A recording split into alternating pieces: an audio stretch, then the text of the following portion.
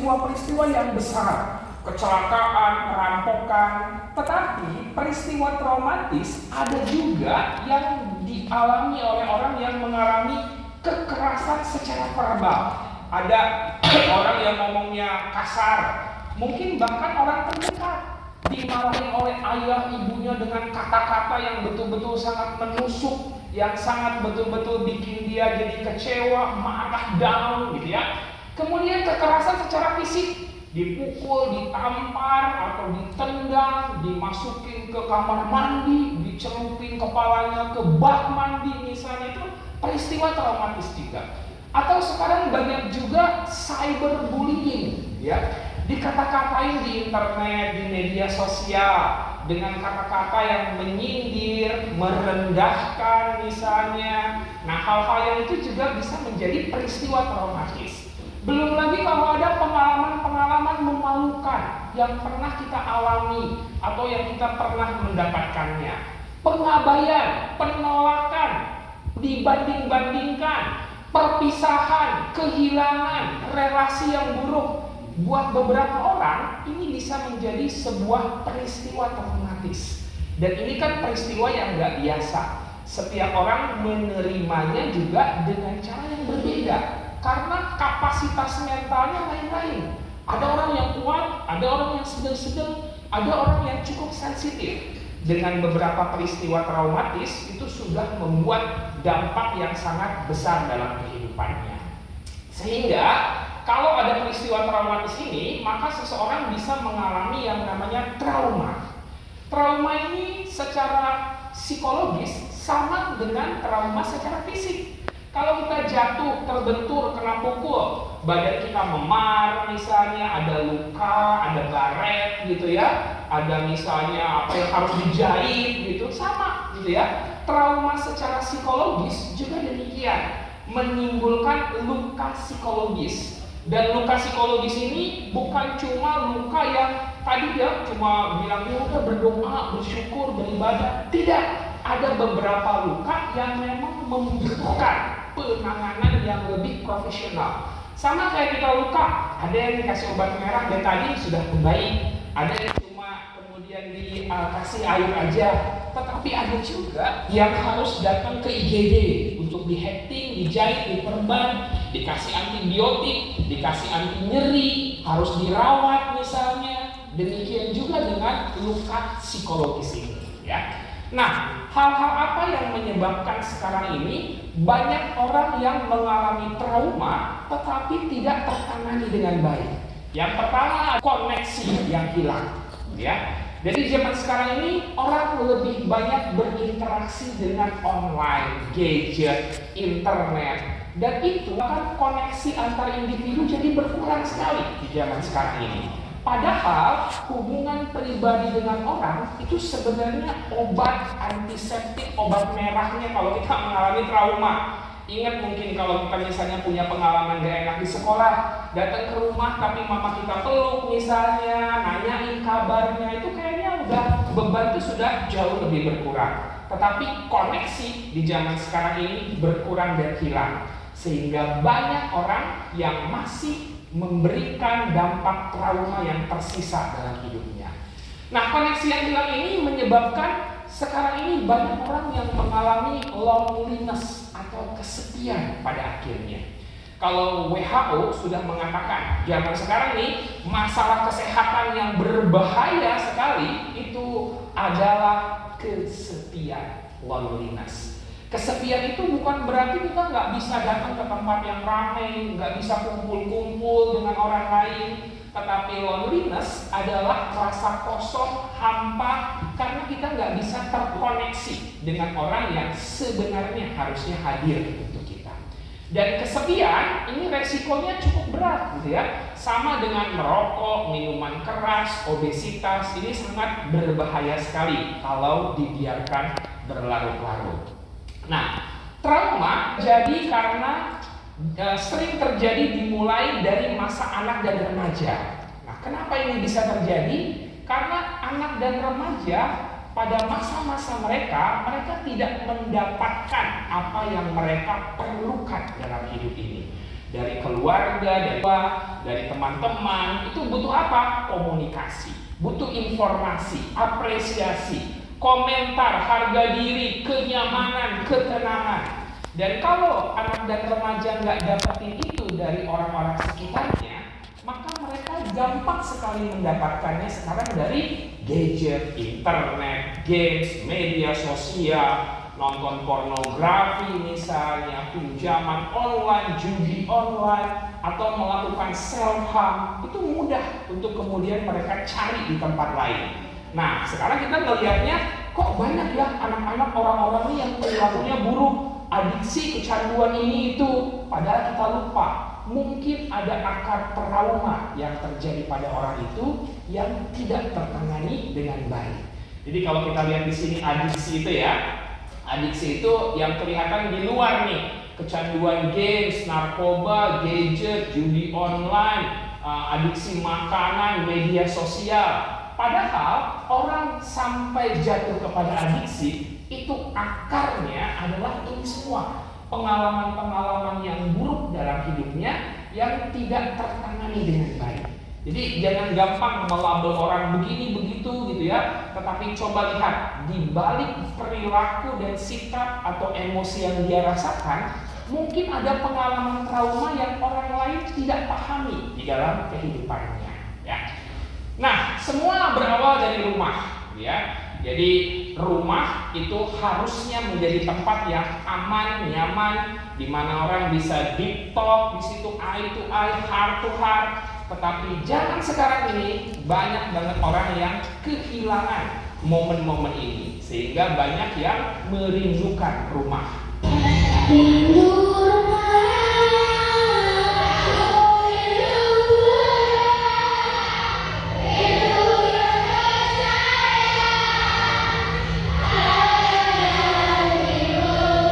Zaman sekarang juga dikenal dengan zaman generasi fatherless katanya gitu ya. Ada orang tuanya, tetapi kehadiran secara emosi, interaksinya itu sangat kurang banget. Sehingga banyak anak-anak zaman sekarang ini yang kehilangan kehadiran yang sesungguhnya, yang tidak memadai. Dan ini yang menyebabkan trauma itu muncul.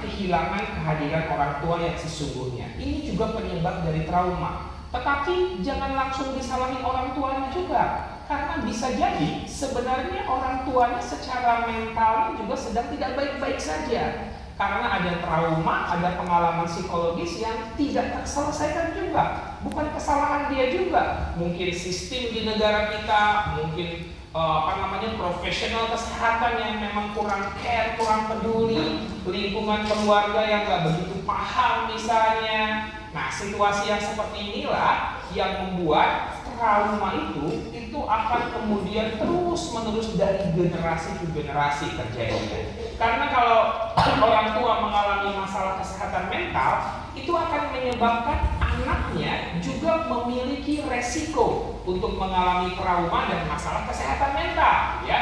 Nah ini dia, orang tua yang punya masalah kesehatan mental itu akan membuat dia nggak bisa memberikan pola asuh yang baik kepada anaknya. Kemudian terjadi kekerasan, terjadi pengabaian. Inilah peristiwa-peristiwa traumatisnya. Sehingga anak itu mengalami yang kita sebut sebagai adverse childhood experience, pengalaman trauma di masa kecil karena parenting atau pola asuh yang tidak memadai dari orang tuanya. Dan ini akan membuat anak punya resiko untuk punya masalah kesehatan mental. Dan kalau dia beranjak dewasa dan kemudian menjadi orang tua, maka dia akan menjadi orang tua yang punya masalah kesehatan mental. Dan kembali siklus ini akan berulang. Sehingga harapannya nih dengan edukasi pada hari ini, kita bisa memutuskan rantai trauma ini. Sehingga generasi-generasi ke depan tidak harus mengalami trauma yang dirasakan oleh orang tuanya juga. Karena orang tuanya sudah berdamai, sudah selesai, sudah mengelola, sudah mencari bantuan terhadap trauma yang dialaminya secara psikologis. Jadi kesehatan mental orang tua itu adalah investasi kesehatan mental bagi keluarga dan anak-anaknya. Jadi kita sebagai orang tua juga refleksi dan introspeksi ya. Jangan-jangan anak saya nih gitu ya mengalami trauma masalah kesehatan mental karena saya yang belum selesai dengan diri saya sendiri. Sehingga sebagai orang tua mencari pertolongan, mencari bantuan menjadi suatu kewajiban juga. Karena kita punya tujuan. Saya nggak pengen anak dan keluarga saya memiliki masalah kesehatan mental, memiliki masalah-masalah dalam kehidupannya yang berat. Jadi jaga kesehatan mental orang tua supaya kesehatan mental anak dan juga keluarga terjaga dengan baik. Nah, satu yang juga penting adalah orang tua banyak yang lebih mementingkan egonya. Padahal saat berkeluarga dan memiliki anak, harusnya anak menjadi prioritas. Anak nggak bisa memilih dia berada di keluarga yang seperti apa. Anak nggak bisa memilih pengen punya orang tua yang bagaimana. Tetapi orang tua dan keluarga lah yang bisa memilih mau menjadikan keluarga ini bagaimana. Trauma pada anak di zaman sekarang sering dimulai dari keluarga.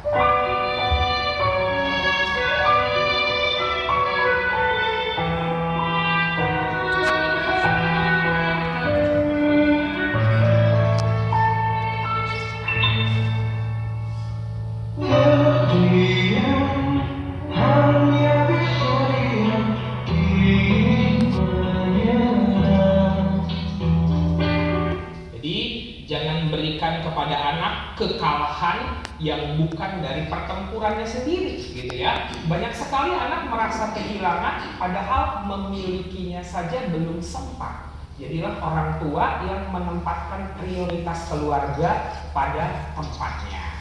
Nah, itulah ya. Jadi banyak hal tentang trauma dalam kehidupan sehari-hari. Dan trauma itu ternyata dekat banget sebenarnya dengan diri kita gitu ya. Nah, sekarang kita mulai belajar lebih jauh gitu ya. Bahwa hidup ini memang kayak sekolah ya, banyak ujiannya gitu ya. Harap tenang, sedang banyak ujian hidup. Jadi sekolah dan hidup itu ada kemiripan, ada perbedaannya. Kalau di sekolah dapat pelajaran dulu, ujiannya kemudian. Belajar dengan baik pasti dapat nilai bagus. Tetapi kalau hidup, ujian dulu, dapat pelajaran kemudian. Gak apa ujiannya gagal karena pelajarannya jauh berharga. Menyikapi pengalaman hidup dan peristiwa traumatis, kita melihatnya oh ini lagi ada di sekolah kehidupan ya. Nah, sekarang kita mau lihat lebih jauh tentang trauma ini ya. Ternyata trauma ini Bapak Ibu sekalian itu bukan hanya masalah psikologis, mood, perasaan, mental gitu ya. Tetapi tadi disampaikan, saat seseorang mengalami peristiwa traumatis, sesungguhnya itu menyebabkan inflamasi ya di otaknya. Jadi ada banyak hal yang berubah dari fisiknya. Yang pertama itu bagian otaknya. Otaknya itu akan kalau mengalami peristiwa traumatis ya, itu akan mengeluarkan hormon-hormon stres namanya. Ada namanya kortisol. Ada namanya asetilkolin gitu ya. Nah, hormon-hormon stres ini itu kalau misalnya diproduksi dan dikeluarkan akan memberikan sensasi yang tidak nyaman di organ tubuh. Sehingga banyak banget orang yang pernah mengalami peristiwa traumatis itu kerasanya itu di fisiknya. Aduh, kok kepala kerasa berat ya, leher kok kerasa tegang ya, badan kok terasa kaku, gemetar, jantung berdebar, napasnya nyesek, asam lambung kok kayak naik, mual, pengen muntah rasanya, kulit gatal, kemerahan, badan kok shaking, tremor gitu ya, gatal, kemerahan. Nah, kenapa begitu? Karena peristiwa traumatis itu akan menyebabkan tubuh kita berada dalam keadaan yang siaga, hati-hati, waspada, survival mode istilahnya. Ya, otak kita itu bukan otak yang mencari kegembiraan atau kebahagiaan. Tetapi pertama yang dilakukan otak itu mencari keselamatan dulu, gitu ya. Safety dulu yang otak itu pikirkan. Tetapi sayangnya peristiwa traumatis itu membuat otak kita jadi super hiper sensitif. Jadi ada trigger, ada pengalaman-pengalaman yang memicu, langsung dia kortisolnya keluar. Hati-hati, jangan sampai seperti yang dulu itu kejadian lagi. Nah, tetapi yang dirasakan oleh badan itu tadi pengalaman-pengalaman fisik yang tidak enak. Jadi peristiwa traumatik itu merubah berbagai bagian otak kita. Ya, jadi kalau orang punya pengalaman traumatis itu bukan cuma mengenai psikologis, bersyukur, apa segala macam, tetapi ada gangguan di otaknya. Ini dia, kita lihat, ini kurang begitu jelas ya. Ada sel saraf otak atau neuron yang terganggu, ada mitokondria yang terganggu, ada sinaps, celah antar sel saraf ini yang terganggu, keseimbangan zat kimianya. Ada gelombang otak, gelombang delta, theta, alfa, beta terganggu keseimbangannya. Dan kalau keseimbangan di otak ini terganggu, itulah yang memunculkan gejala di pikiran. Kita jadi overthinking mudah gitu ya. Gejala di perasaan, jadi gampang cemas, khawatir, sedih, pengen nangis rasanya gitu. Dan gejala-gejala di perilaku, menarik diri dari lingkungan, nggak mau berinteraksi dengan orang lain. Gejala di kognitif, kok jadi lemot ya berpikirnya, nggak bisa konsentrasi, nggak bisa fokus, memorinya juga jadi gampang lupa misalnya. Nah itu dia. Jadi trauma itu menyebabkan berbagai perubahan di otak kita, ya. Nah, ini kalau dibandingkan ya antara otak yang normal dengan otak yang mengalami trauma, atau kalau diagnosisnya disebutnya PTSD, Post Traumatic Stress Disorder. Jadi jelas banget, banyak sekali perbedaannya di berbagai bagian otak. Ini prefrontal, bagian depan. Hipotalamus, ini pusat dari memori. Hipokampus yang mengatur regulasi tubuh. Kemudian ini apa ini? Amigdala, ini pusat emosinya. Jadi pada otak orang yang normal dan sehat dan otak orang yang pernah mengalami peristiwa trauma itu ada perbedaan. Gitu. Jadi kita nggak boleh memberikan label, penghakiman, stigma gitu ya. Gimana sih begitu aja lebay banget, dikit-dikit nangis, dikit-dikit gini gitu. Ya memang beda gitu ya otaknya. Jadi jangan menormalisasi ya orang yang mengalami trauma itu harusnya kuat, harusnya tangguh, ayo dong bisa bangkit. Tidak semudah itu gitu ya. Karena di otaknya saja sudah ada perubahan, sudah ada perbedaan. Nah, makanya kita belajar bagaimana cara mengatasinya. Nah, sehingga kalau dibikin resumenya ya, dampak dari trauma itu ada pengalaman traumatis yang dialami. Tadi ya, kekerasan verbal, fisik, menyaksikan pengalaman-pengalaman yang gak enak, harapan yang tidak tercapai, kekecewaan. Nah, itu menyebabkan gangguan sirkuit saraf di otaknya. Nah, kalau sirkuit saraf terganggu, dia gejala-gejalanya itu flashback. Kok kayak ngalamin lagi gitu ya, tadi ya jejaknya itu masih kerasa, peristiwanya kan udah lewat tapi kok aku masih merasakan seperti ini ya. Itulah namanya flashback. Mungkin beberapa orang mengalami mimpi buruk atau vivid dream gitu ya, kayak nyata banget, nggak enak banget nih waktu mimpinya seperti itu ya. Ada juga yang intrusive thoughts gitu ya, pikiran berulang terus berisik banget di kepalanya. Kemudian gejala fisik, nyeri, gemetar, berkeringat, badan terasa sakit, emosi, kadang-kadang bisa histeris, tapi beberapa orang juga emosinya kayak tumpul, numbing. Kok kayak numb ya, kayak tumpul gitu, kayak nggak ngerasa apa-apa emosinya. Kemudian beberapa menghindar, menarik diri, jadi lebih sensitif, gampang marah, sulit tidur, cemas berlebih, sulit konsentrasi. Nah, inilah keluhan-keluhan yang dirasakan. Nah, jadi kita sudah bisa tahu ya bahwa trauma itu adalah suatu gangguan medis psikologis. Jadi ada yang terjadi di otaknya yang menyebabkan sensasi-sensasi yang tidak nyaman kita rasakan. Biasanya secara umum kita akan bisa melihat ini, orang yang punya pengalaman traumatis itu akan memberikan respon trauma. Nah, respon trauma itu biasanya kita kenal ada 4 nih ya. Yang pertama itu adalah fight. Orang kalau punya pengalaman traumatis dia jadi gampang marah, emosi, irritable, agresif gitu ya. Itulah fight namanya.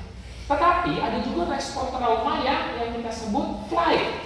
Bawaannya cemas, gelisah, pengen lari, pengen menghindar, gak berani menghadapi. Misalnya anak yang pernah dibully ya di sekolahnya, dia gak mau masuk ke kelas lagi, gak mau datang ke sekolah karena pengalaman trauma yang dialaminya. Itulah namanya flight ya. Ada juga yang namanya freeze. Nah, freeze ini kayak diem gitu ya, kayak bengong, kayak pikirannya nggak jalan gitu, nggak bisa untuk berpikir dengan jernih. Mau ngomong juga lambat, terbata-bata, delay ya responnya misalnya. Itu kayaknya freeze. Tetapi ada juga respon trauma itu found. Dia ingin menyenangkan orang lain, people pleasure. Pokoknya gimana agar orang ini tetap ada berdekat dengan aku, menomorduakan kepentingan dia. Itulah namanya found. Nah, ini respon trauma yang kita kenali. Silakan sebut ya.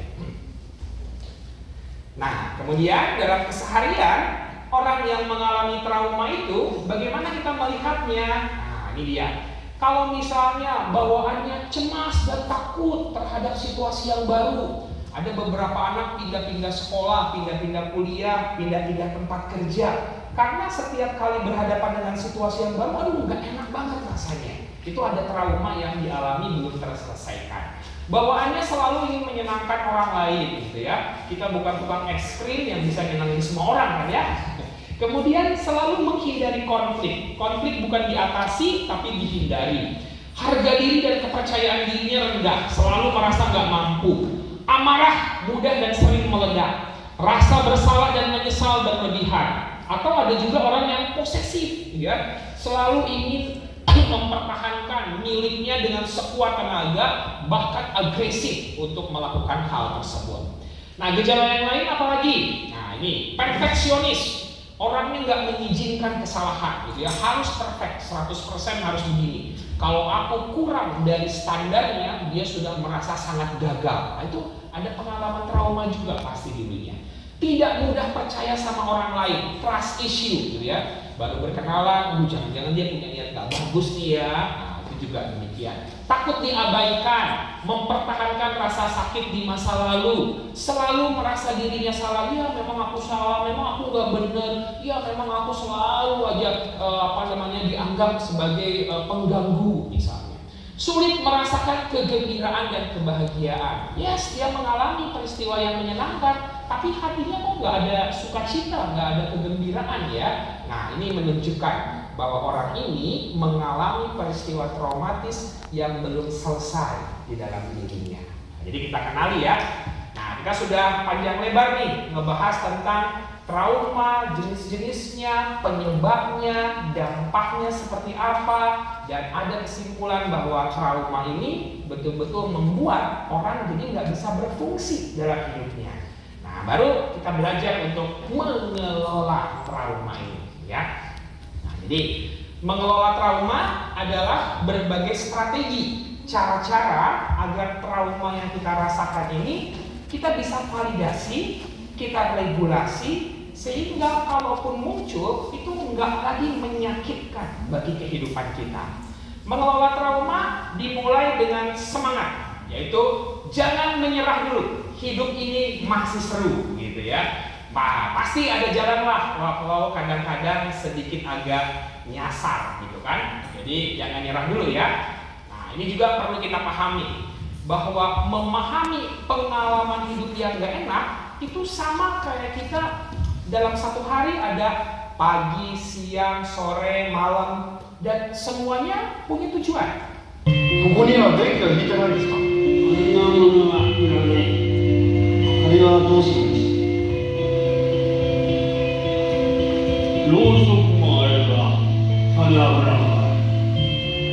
夜は暗くないですか？暗いのがあるんです。夜まで昼の明るくては困る。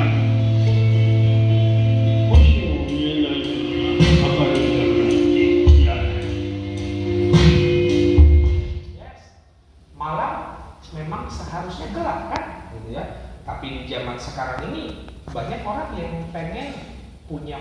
seterang waktu siang. Gitu. Hidup kita juga begitu, gitu ya. Nggak melulu kebahagiaan, kesenangan, kesuksesan, tapi kadang ada kegagalan, kesedihan, kepedihan, masalah, kehilangan. Justru itu waktunya kita jeda mungkin, rehat, sama seperti kita diberikan malam yang gelap. Nggak usah dibikin terang gitu ya, tetapi coba jalani peristiwa istirahat, peristiwa rehat, peristiwa recovery-nya. Waktu gelap itulah kita bisa istirahat. Tapi zaman sekarang orang bawaannya, ekspektasinya pengen happy, gembira, senang terus. Nah, mindset yang seperti ini kita perlu miliki juga waktu kita berhadapan dengan peristiwa traumatis. Oke, aku berarti nggak boleh terlalu cepat, aku nggak boleh buru-buru, aku harus fokus dulu untuk diriku, untuk pemulihan diriku. Karena malam memang seharusnya gelap kok, ya. Dan mulai mengatur ritme hidup kita. Zaman sekarang kan zamannya orang hustle culture, gitu ya. Kerja, cari duit sebanyak-banyaknya. Lupa bahwa hidup butuh yang namanya keseimbangan. Work-life harmony. Work hard, play hard, jangan lupa istirahat. Nah, gitu ya. Jadi harus seimbang gitu ya. Jangan kerja-kerja mulu nanti lama-lama tipes gitu kan. Jadi istirahatnya juga perlu ada. Itulah keseimbangan hidup. Pada waktu ada pengalaman trauma yang bikin kita nggak enak, coba refleksi, introspeksi. Jangan-jangan keseimbangan hidup saya belum bagus nih, ya. Sehingga harus kita seimbangkan lagi. Mana kita yang harus gaspol, mana yang memang kita harus rehat, me time gitu ya. Coba untuk mencari ketenangan buat diri kita juga, gitu ya. Jadi penting juga untuk jeda. Peristiwa traumatis justru mungkin mengajak kita secara paksa ya untuk memberikan jeda dalam kehidupan ini.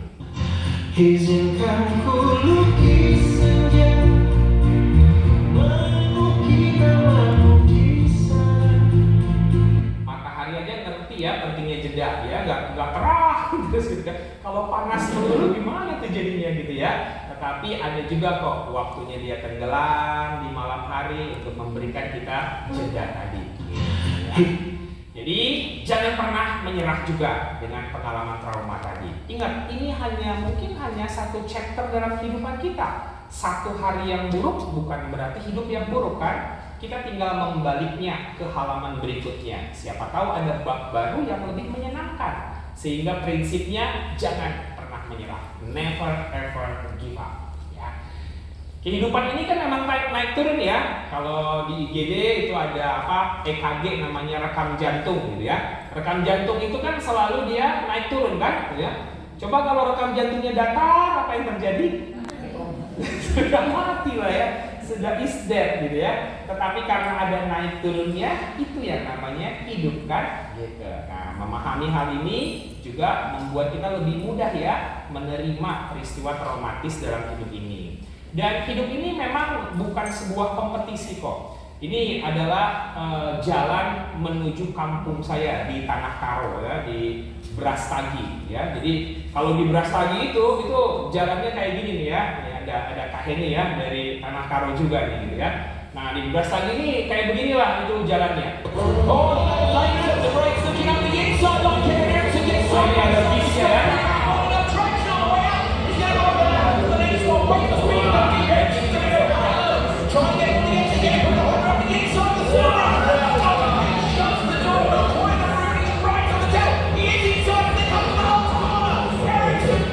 Saya pernah naik di atasnya gitu. Wah, situ belok-beloknya. Tetapi hidup ini bukan kompetisi, ya.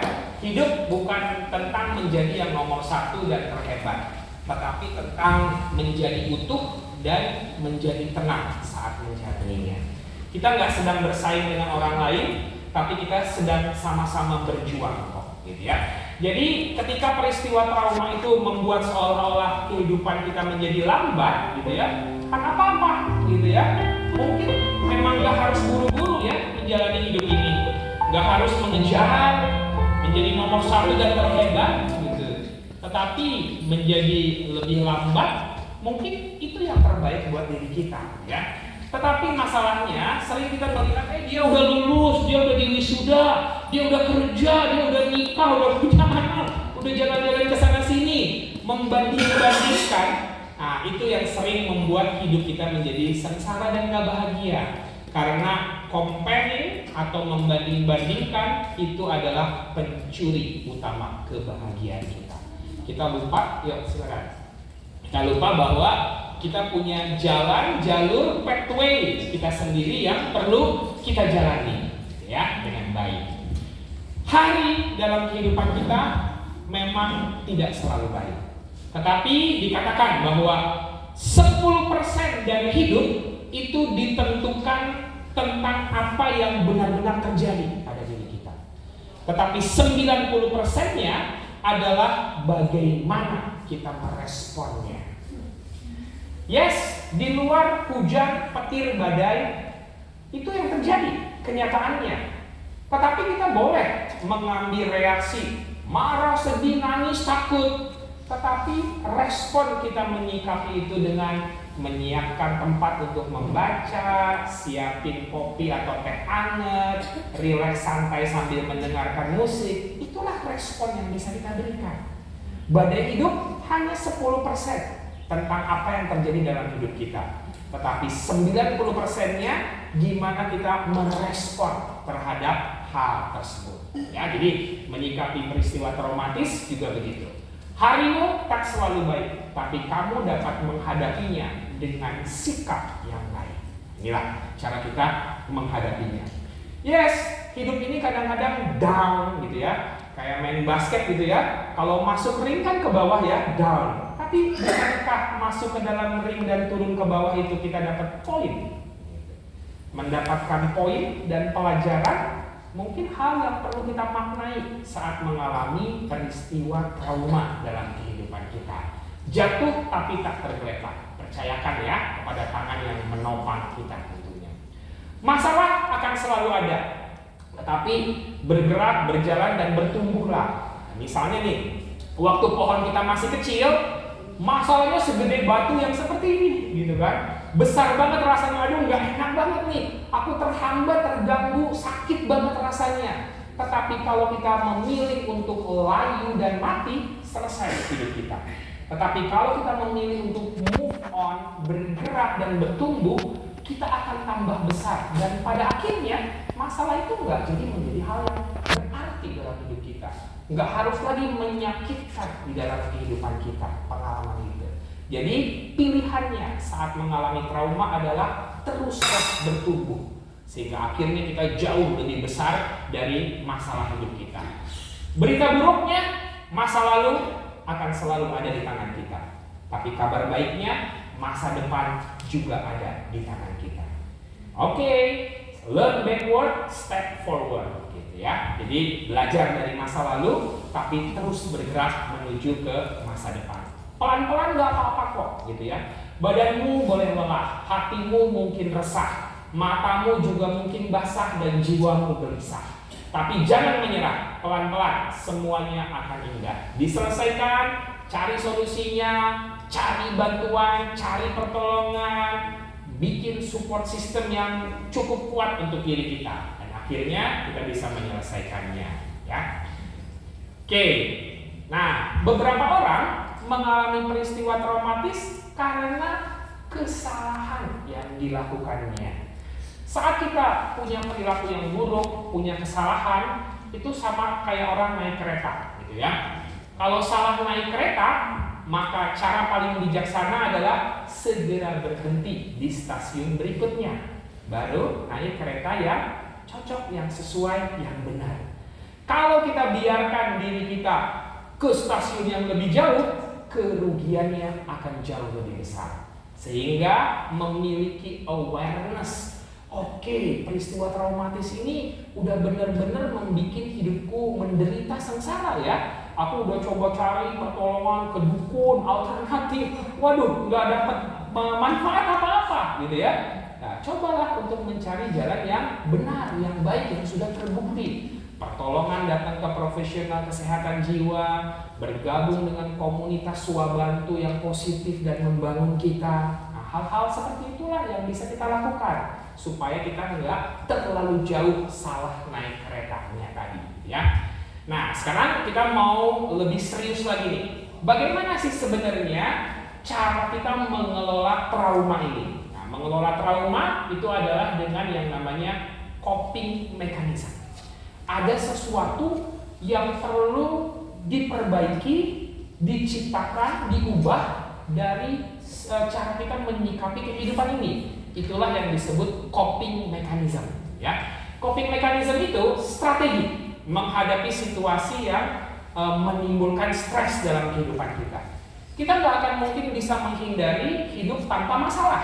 Pasti ada lagi masalahnya. Nah, jangan sampai masalah yang sama ataupun berbeda itu menimbulkan trauma yang baru dalam hidup kita. Nah, artinya menyikapinya tadi perlu dengan cara yang berbeda. Nah, itulah yang namanya coping mechanism, yaitu sebuah strategi mengatasi stres dalam hidup kita.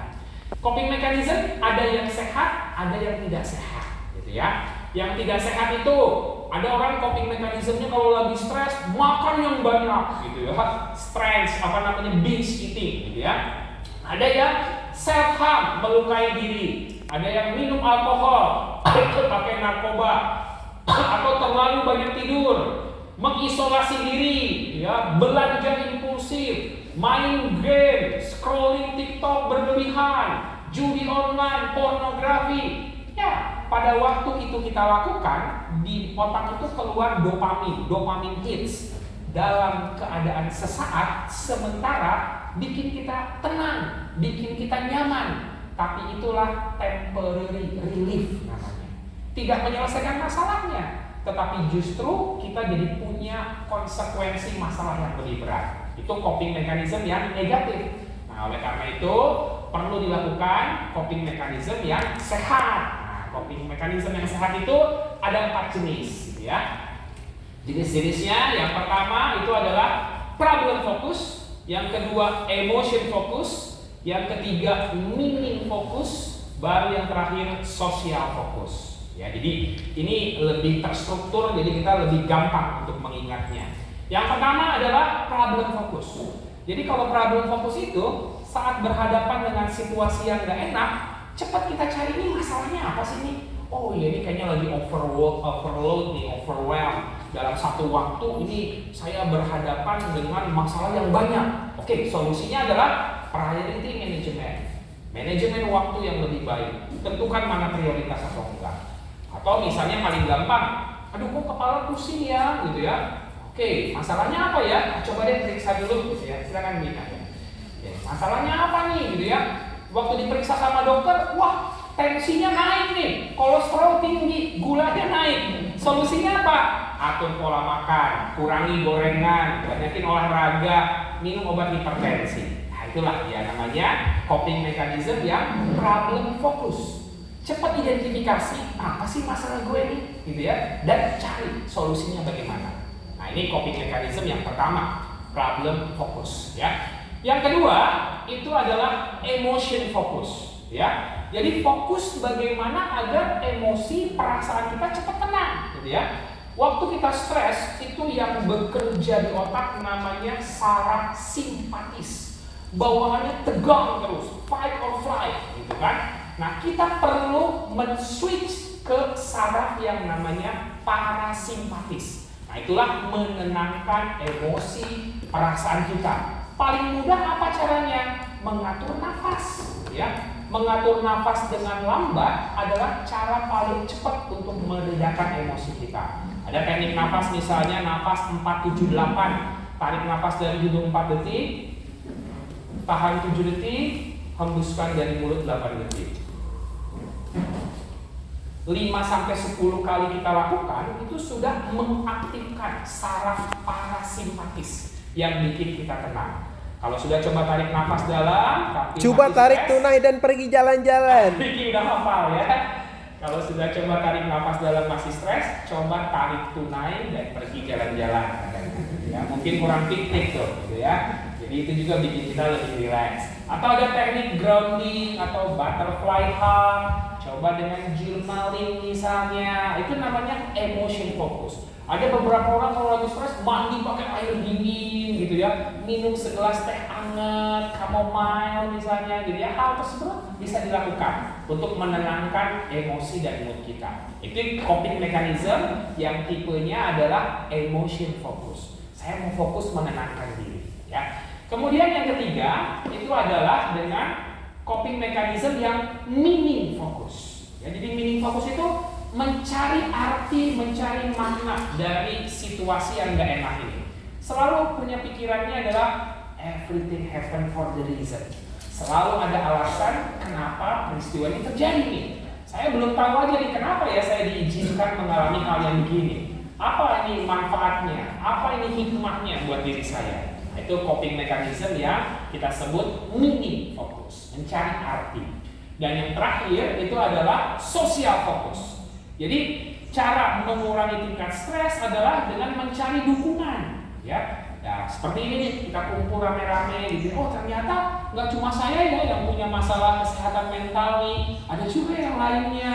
Ada juga orang tua keluarga yang juga berjuang sama-sama dengan saya. Itulah social focus, ya. Atau bisa juga cari support system itu dari teman, keluarga, dan jangan lupa ada profesional kesehatan jiwa yang siap bantu.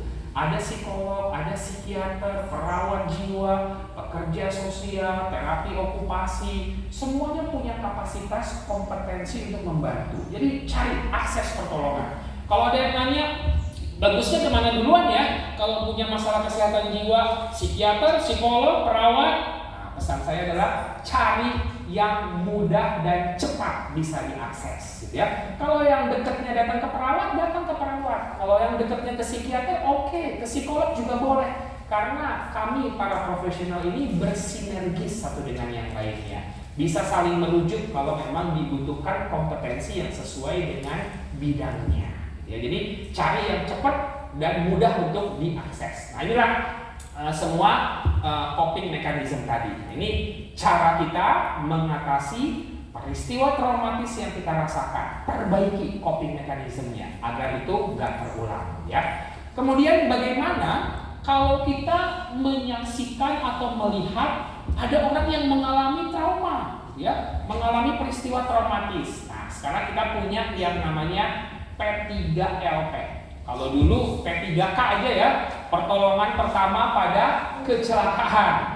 Kalau sekarang ada P3LP ya, pertolongan pertama pada luka psikologis atau disebutnya psychological first aid. Ini bukan trauma healing ya. Trauma healing itu suatu terminologi yang udah nggak dipakai lagi ya karena prosesnya bukan seperti itu. Tapi ini yang sederhana kita menyebutnya P3LP. Pertolongan pertama pada luka psikologis. Langkah-langkahnya simple banget gitu ya.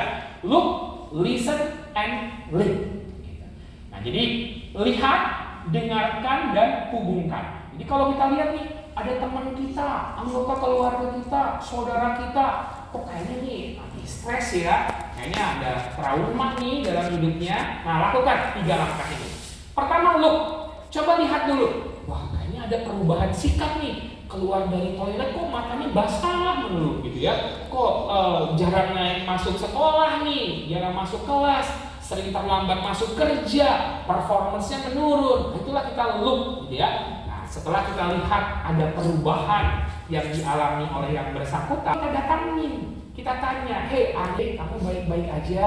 Ada masalah apa? Kamu punya problem apa yang mau kamu ceritakan?" misalnya. Nah, itulah kita listen ya. Waktu dia bilang, "Iya nih, gue lagi ada masalah. Ayo, gue punya waktu nih, 15 menit. Kita cari tempat yuk, ngobrol dan dengarkan dengan perhatian dan empati.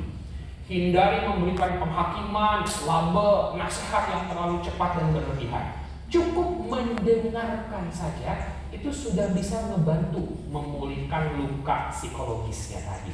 Ya. Kemudian berikutnya adalah link. Hubungkan dia dengan apa yang dia perlukan. Oh iya, kayaknya memang kamu butuh teman bicara ya. Besok kalau kamu ada waktu pas jam makan siang, boleh deh kita ngobrol lagi. Nah, kalau kita punya kapasitas ya. Jangan juga kita berlebihan ya, merasa menjadi superhero gitu, ini membantu, tetapi over capacity gitu ya. Nah, itu bikin kita jadi burnout nantinya. Kalau memang waktu kita cukup dan bisa, ya silakan dilakukan.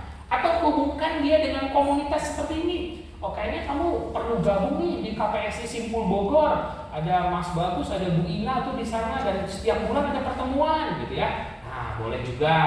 Atau hubungkan dengan profesional. Wah, nanti berobat ke psikiater mahal biayanya. Enggak kok, pakai BPJS gratis gitu ya. Nah, jadi apa yang kita tahu kita hubungkan dia dengan pertolongan yang bisa dia akses. Nah, itulah namanya link. Jadi simple, sederhana gitu ya. Look, listen, and link. Dengan 3 langkah sederhana ini sudah sangat bisa membantu orang yang punya trauma, stres itu bisa kemudian mendapatkan pertolongan dan pulih kemudian.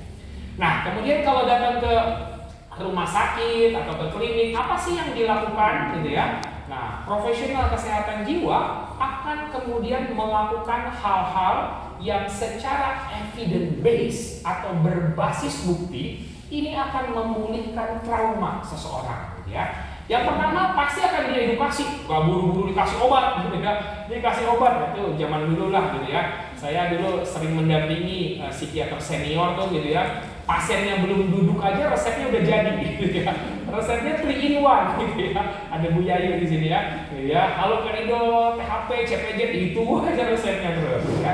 Tetapi tidak, zaman sekarang ini selalu dimulai dengan edukasi healthy lifestyle ya. Pola hidup sehat harus dimulai dari sini. Ini pondasinya banget.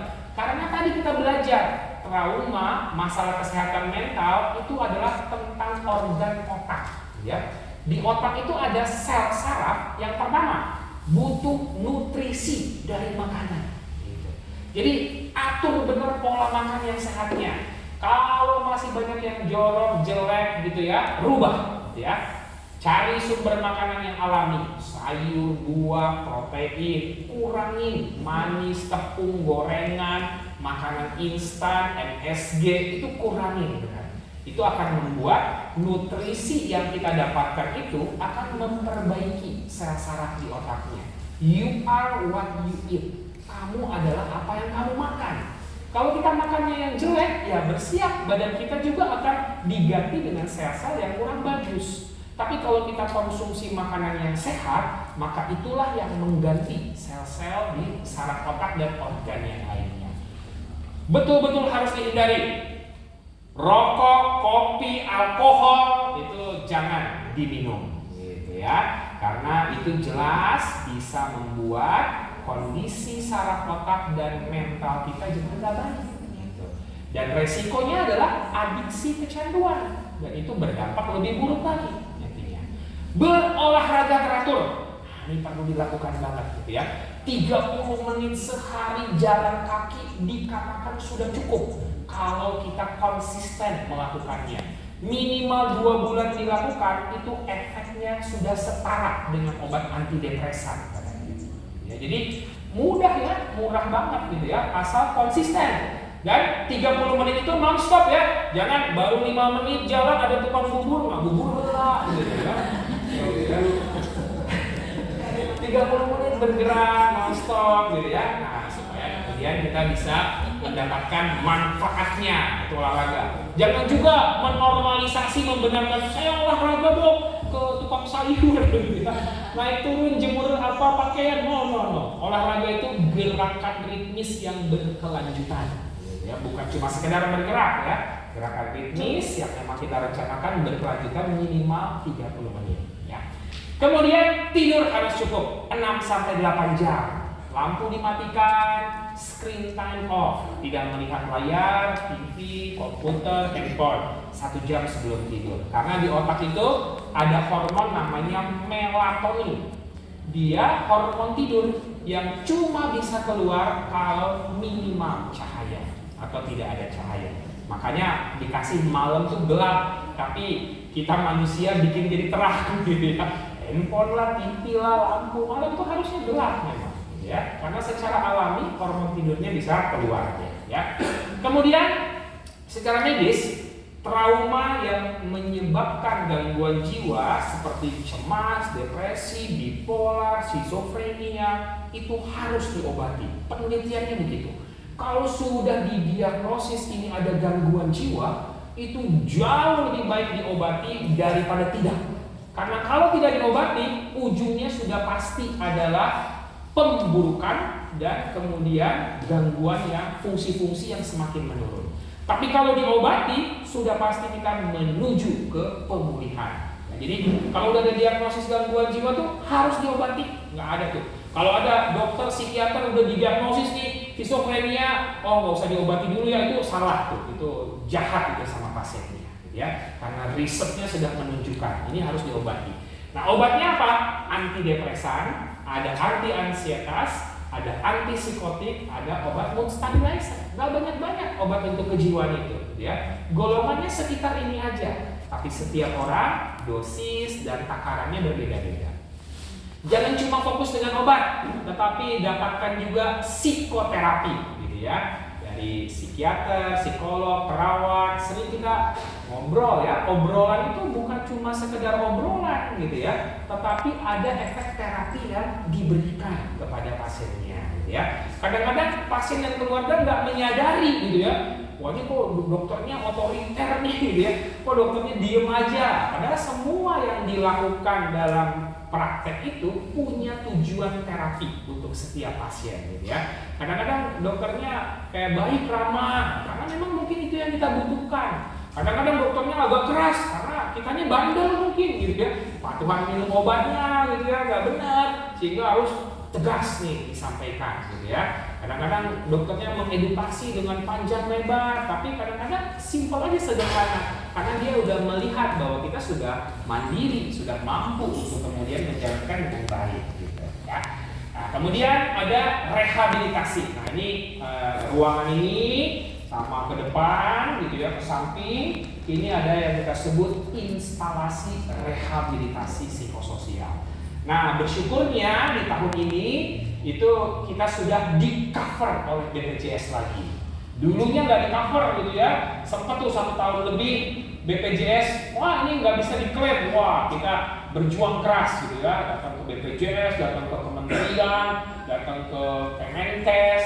Akhirnya per tahun ini rehabilitasi psikososial sudah di cover oleh BPJS lagi. Jadi kalau misalnya teman-teman, keluarga mau mendapatkan fasilitas untuk mengikuti rehabilitasi psikososial, segera datang ke dokternya di poliklinik, minta rujukan untuk ke rehab dan bisa mengikuti kegiatan rehab dengan gratis tanpa dipungut biaya apa-apa. Ya. Kemudian ada terapi yang modern, itu namanya TMS, Transcranial Magnetic Stimulation.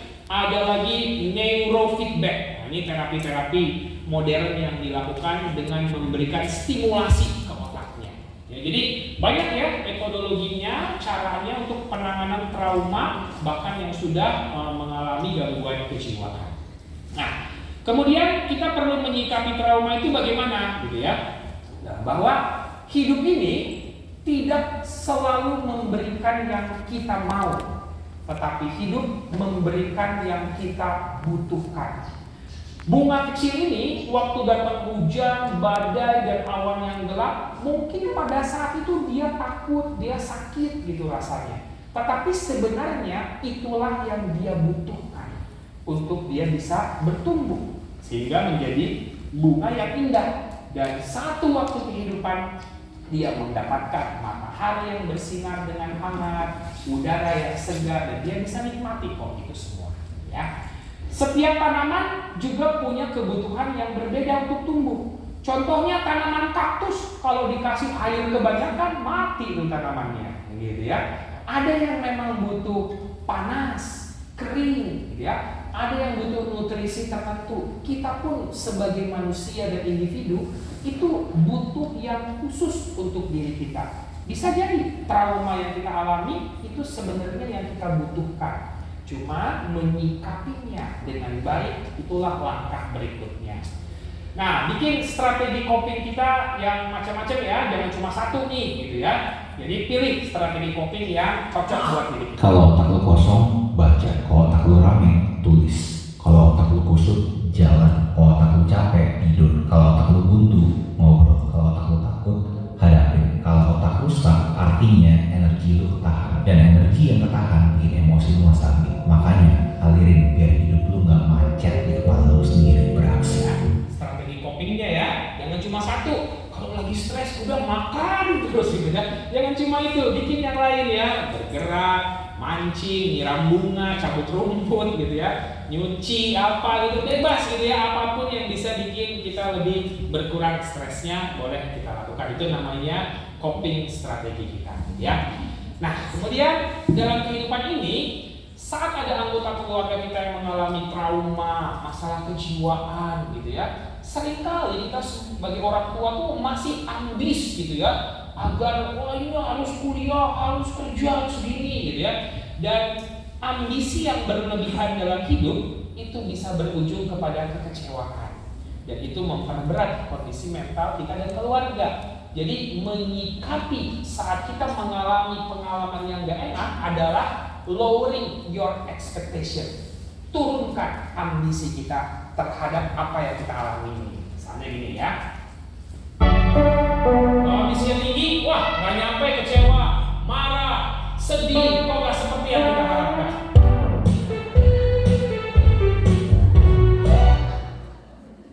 Turunkan ekspektasi, walau kadang mungkin menyakitkan, tapi bikin hidup mungkin jadi jauh lebih mudah.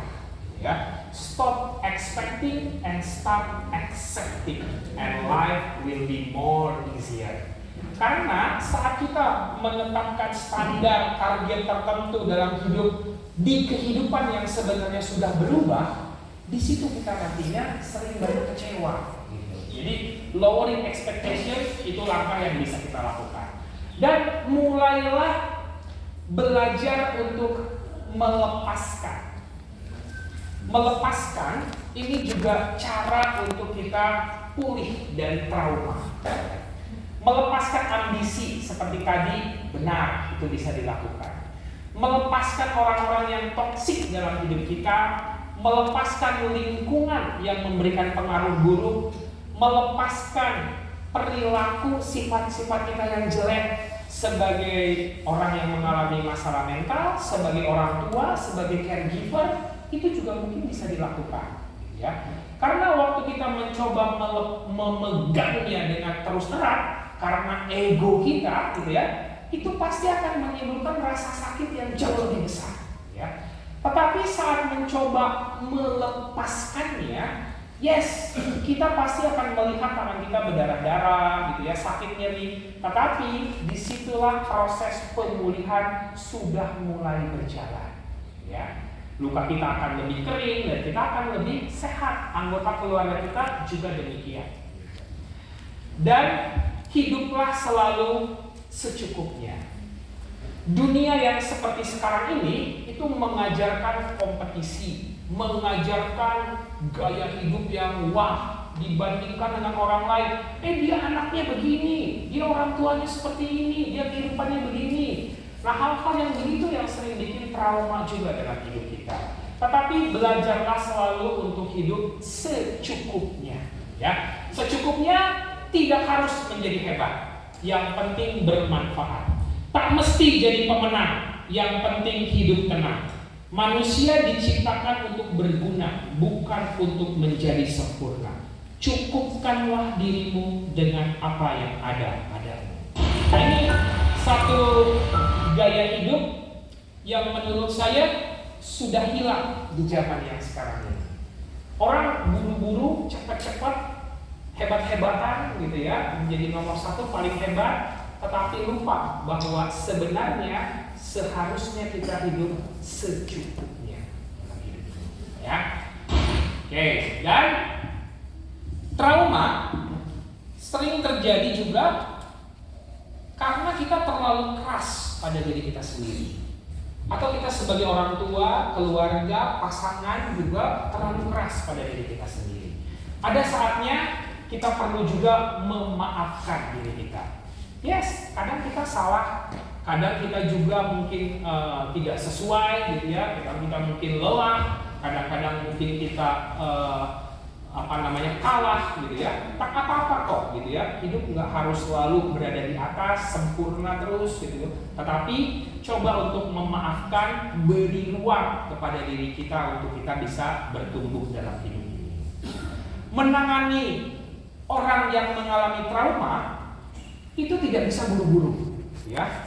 Sering sekali banyak anggota keluarga, caregiver itu pengennya cepat selesai nih, cepat beres gitu ya. Waduh, ini apa namanya, dia udah gak masuk kerja nih, wah ini dia udah gak bisa beraktivitas, pengen langsung seperti dulu lagi.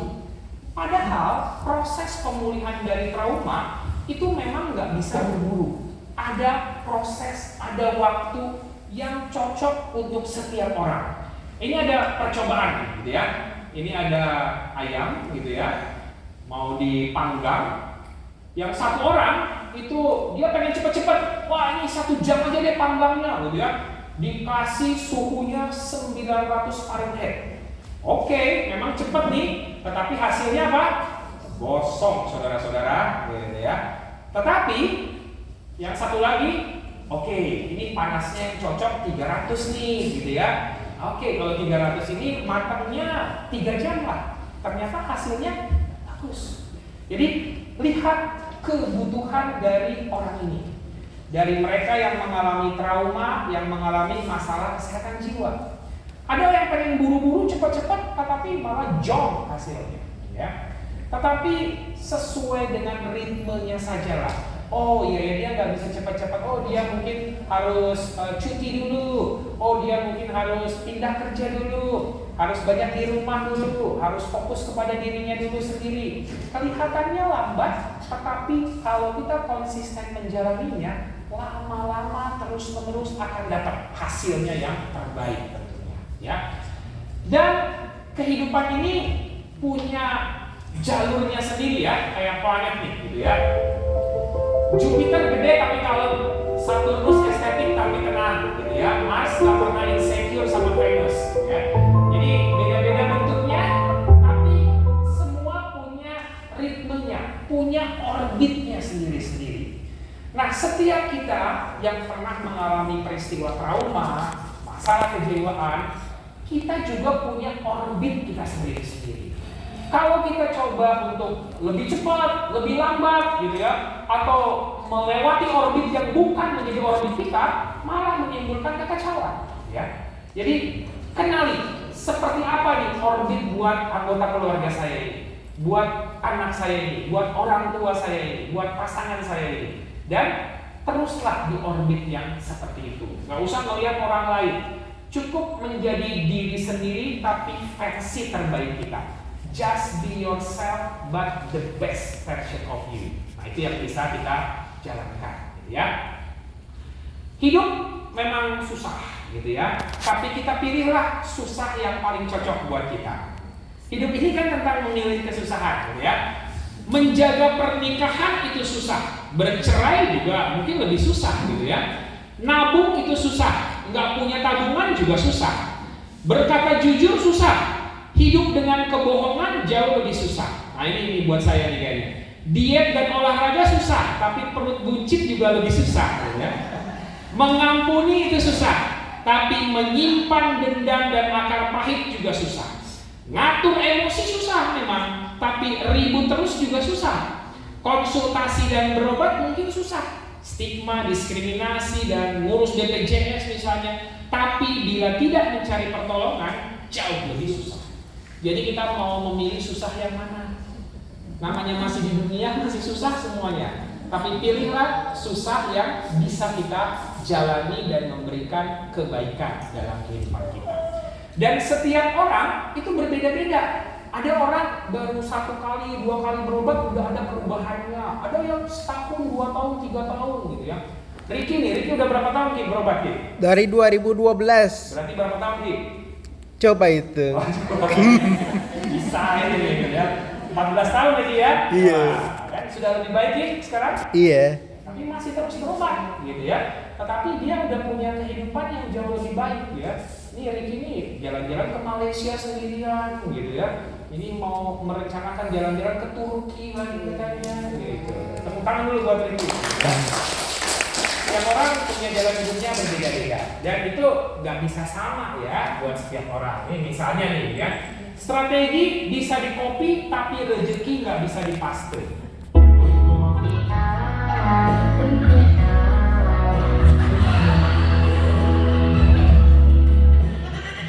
Ya, beda-beda.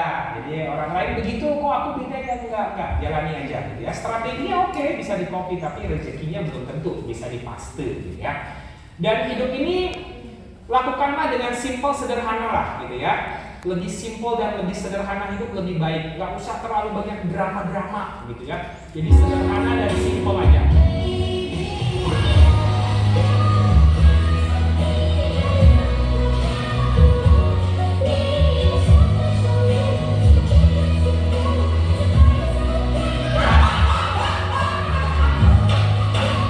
Hidup gak usah terlalu banyak drama, sederhana, simple, jalanin secukupnya apa adanya, gitu ya. Dan kita hidup gak sendirian, gitu ya. Ada kalanya kita tidak kuat, ada kalanya kita nggak mampu, ada kalanya kita sakit dan butuh bantuan. Tetapi ingat, kita hidup makhluk sosial, saling membantu, saling menolong. Dan di Indonesia kita punya sistem kesehatan yang menurut saya sudah cukup baik lah ya untuk kesehatan jiwanya, gitu ya. Ada pertolongan yang bisa membantu kita. Jadi saling menopang. Ini pengibaran bendera Agustus kemarin ya.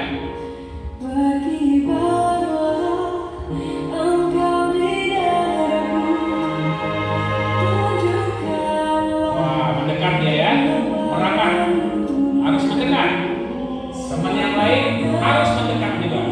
Ya. Yang lain juga ikut mendekat.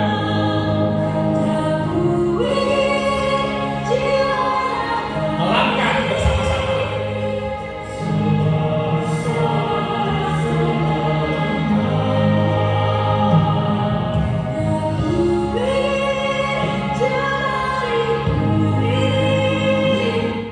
Ya, jadi nggak setiap saat kita kuat, nggak setiap saat kita mampu, nggak setiap saat kita sempat. Disitulah tempatnya kita saling mendukung, saling mensupport, saling membantu satu dengan yang lain. Kadang-kadang orang tua kita yang butuh bantuan kita, kadang-kadang pasangan kita atau mungkin anak kita. Rubah ritme hidupnya supaya kita bisa saling menopang tadi. Nah, kalau ada di antara kita yang menjadi orang tua yang saat ini anaknya mengalami masalah kejiwaan, stop berusaha menjadi orang tua yang anakmu sukai. Tapi mulailah menjadi orang tua yang anakmu butuhkan. Mereka nggak butuh orang tua yang smart, yang baik, yang cantik apa, tapi mereka butuh orang tua yang mereka butuhkan. Dia perlu apa? Perlu waktu, butuh ruang, butuh pendampingan, butuh kehadiran mungkin. Butuh orang tua yang mencarikan dia pertolongan misalnya. Jadi jadilah orang tua yang anakmu memang butuhkan, ya. Dan kita pengen anak kita menjadi apa gitu ya? Jadi insinyur, artis, dokter, pengusaha, pilot. Tapi jangan lupakan bahwa kita juga perlu menjadikan mereka bahagia, ya. Trauma, masalah kesehatan jiwa, gangguan jiwa itu tidak mudah dihadapi. Dan jangan biarkan mereka sendirian menghadapinya. Anggota keluarga kita yang punya pengalaman itu dampingi, bantu, tolong, fasilitasi agar ketenangan dan kebahagiaan itu bisa mereka dapatkan. Trauma banyak terjadi di masa anak dan remaja, gitu ya. Selalu ingat apa yang dibutuhkan oleh mereka, gitu ya. Mereka butuh harapan, keyakinan, pendampingan, optimisme, validasi. Mereka butuh rasa aman, harus di pergaulan, bullying, pornografi, media sosial, internet, ataupun orang tua yang parenting style-nya tidak seperti yang dibutuhkan oleh setiap anak, gitu ya. Ini bukan kesalahan dari keluarga, tetapi ini satu chapter kehidupan yang harus memang dijalani bersama-sama, ya. Dan sebagai orang tua, sebagai anggota keluarga, sebelum kita mengkoreksi anggota keluarga kita, anak kita atau pasangan kita, terkoneksilah dulu dengan dia, gitu ya. Jadi before you correct, connect. Karena tidak ada proses pemulihan yang bisa berjalan baik kalau tidak ada koneksi yang bagus di situ. Terkoneksi dulu dengan anggota keluarga kita, barulah proses pemulihannya bisa terjadi. Demikian juga pasien, anggota keluarga terkoneksi dengan terapisnya, dengan psikolognya, dengan psikiaternya. Di situ proses pemulihannya akan bisa berjalan dengan baik. Jadi pilih dokter, psikiater, perawat, psikolog yang memang kita bisa terkoneksi, gitu ya, untuk bisa kemudian fokus kepada proses pemulihan. Jadi before you correct, connect. Nah, ini satu bagian yang penting menurut saya sebagai penutup ya, gitu ya. Jadi banyak orang berpikir saya bisa pulih dari trauma adalah kalau saya udah nggak ingat lagi peristiwa traumatis itu. Kalau memorinya udah hilang, sehingga cari jalan pintas, gitu ya. Hipno aja dok, gimana hipno, gitu ya? Hipnoterapi biar lupa semuanya. Tidak bisa, gitu ya. Yang namanya pulih dari trauma itu bukan seperti yang gambar yang di atas, bahwa memori tentang traumanya makin lama makin kecil dan hilang. Bukan seperti itu konsepnya. Tetapi pulih dari trauma itu dia masih ada di situ, masih ingat, mungkin masih kebayang-bayang sewaktu-waktu, tetapi kitanya yang sudah punya kapasitas yang lebih besar untuk menampungnya. Sehingga muncul pun ingatan, memori, trigger terhadap trauma itu tidak lagi menyakiti kita di masa yang sekarang. Atau kalaupun sakit, tetapi bounce back-nya jauh lebih cepat. Lebih cepat kita bisa kembali ke aktivitas kita sehari-hari. Jadi harus seperti yang di bawah ini. Dan ini bisa terjadi kalau apa? Nah, kalau seperti ini ya. Sakit karena trauma itu nyata, tetapi menjadi sengsara karena trauma itu adalah pilihan. Yes, nggak ada yang menyangka pengalaman traumatis itu menimbulkan pain atau rasa sakit.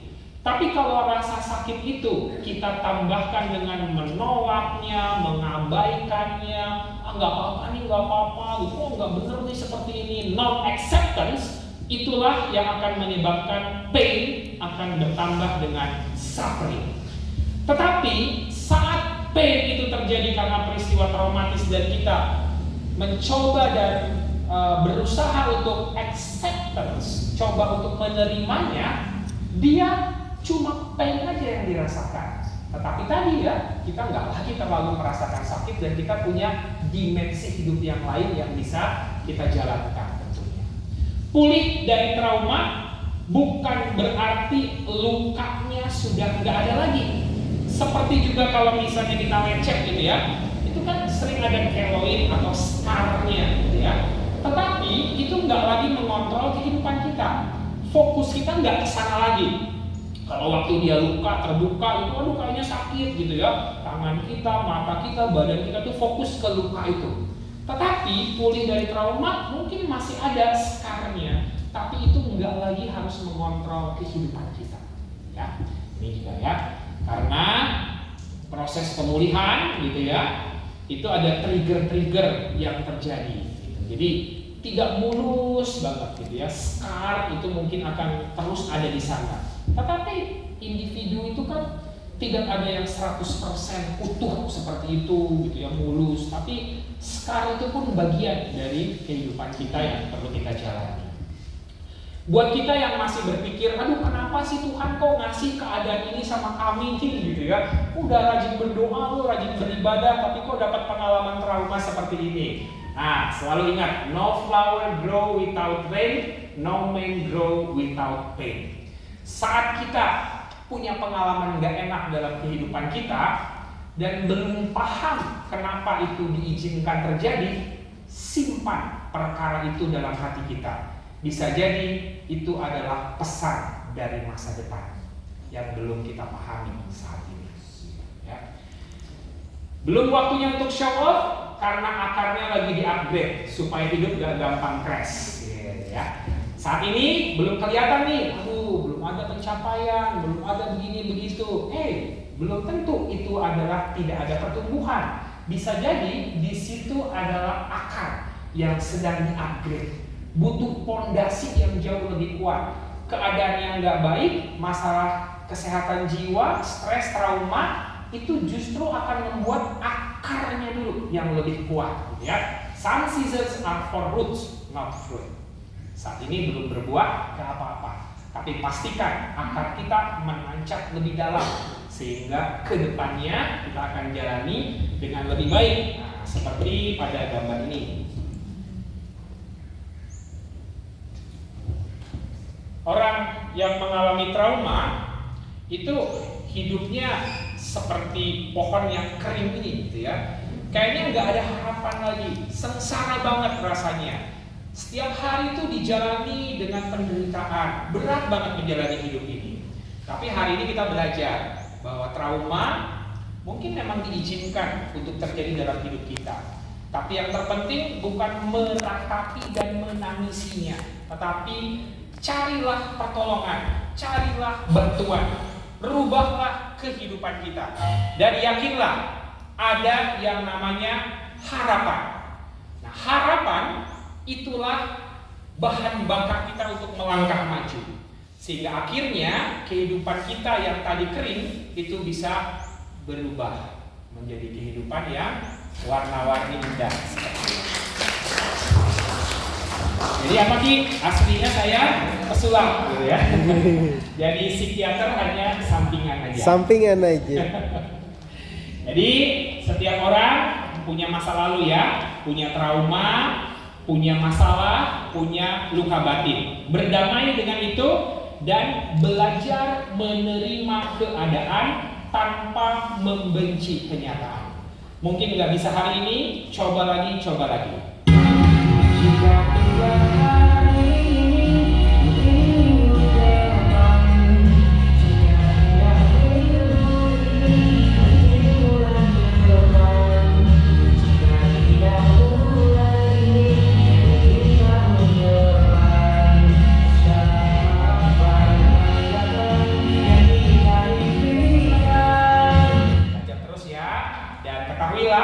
krayon yang patah pun tetap bisa mewarnai sama indahnya kok, gitu ya. Krayon yang utuh dan krayon yang patah punya kesempatan yang sama mewarnai indahnya sebuah gambar atau lukisan. Kita yang punya pengalaman trauma, stres, masalah kesehatan jiwa, mungkin seperti krayon yang patah, gitu ya. Tetapi kita tetap bisa mewarnai kehidupan kita sama indahnya dengan orang yang nggak mengalami trauma. Buluh yang terkulai takkan diputuskannya, sumbu yang pudar takkan dipadamkannya. Yakinlah ke depan ada rencana yang baik, yang lebih indah dalam kehidupan kita. Terima kasih, semoga bisa bermanfaat buat kita semua. Sekarang kita masuk ke diskusi ya, tanya jawab. Mungkin ada yang mau sharing.